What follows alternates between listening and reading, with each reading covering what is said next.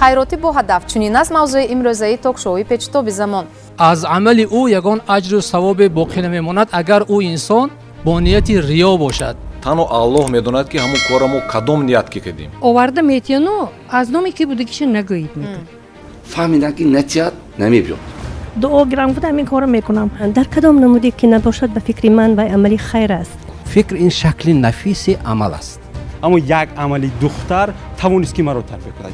мақсад ва нияти мо ин тарбия кардани насли наврас аст. 100% шумо беҳтарин корро анҷом додед, аммо ин гуфтаҳои шумо ба бандаи ганда чӣ дахл дорад ман рости нафаҳмидам. кардани шумо гуфтед дигарро ҳам муроҷиат ёсем.